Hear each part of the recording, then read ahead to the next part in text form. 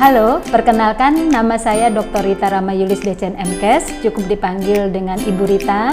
Saya seorang nutrisionis, sehari-hari bekerja sebagai konsultan gizi. Dan saya juga seorang penulis yang telah menghasilkan 36 karya buku gizi dan kesehatan yang membahas berbagai macam resep, termasuk di dalamnya adalah resep jus dan smoothies.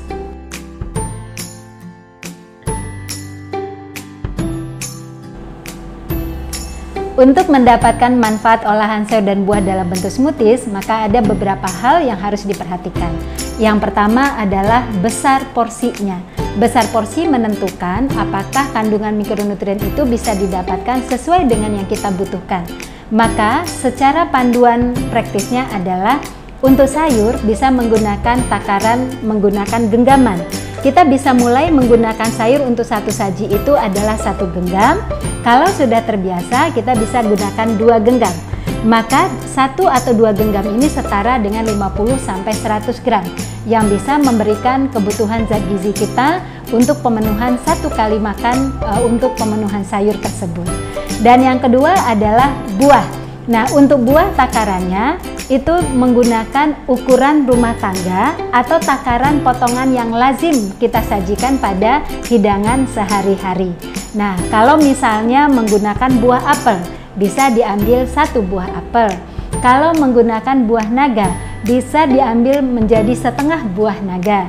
Kalau ukurannya kecil, bisa 1 buah naga. Begitu juga buah yang lain.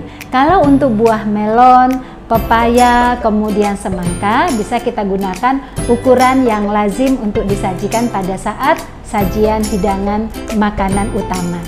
Nah, tips yang kedua yang harus kita perhatikan adalah kadar airnya. Bahwa kita tahu sayur itu mengandung air yang sangat sedikit. Maka proses pembuatan smoothies sayur harus disertakan dengan buah-buahan yang kandungan airnya tinggi. Sehingga kemudian tekstur smoothies itu menjadi baik. Contohnya, kalau kita mengambil sayur daun hijau, kita bisa sandingkan dengan buah yang mengandung air tinggi seperti misalnya bisa dicampurkan melon, bisa dicampurkan semangka, bisa dicampurkan jeruk, atau bisa dicampurkan buah naga. Maka teksturnya akan menjadi lebih baik. Nah, kemudian kita juga bisa perhatikan dari sajian warnanya. Tentu saja warna yang baik akan membuat kita menjadi lebih ingin untuk mengkonsumsinya, terutama juga pada kondisi seperti anak-anak. Sajian menarik akan membuat mereka tertarik untuk mengkonsumsi smoothies tersebut. Nah, untuk warna, padu-padankanlah sayuran yang berwarna hijau dengan buah-buahan yang berwarna terang.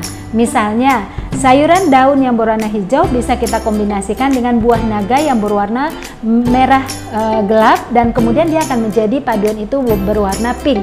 Tentu sangat baik. Dan kemudian kita juga bisa sajikan dengan warna-warna lainnya. Ya, seperti misalnya menggunakan air wortel, itu juga bisa memberikan warna yang berbeda. Terakhir adalah waktu konsumsinya.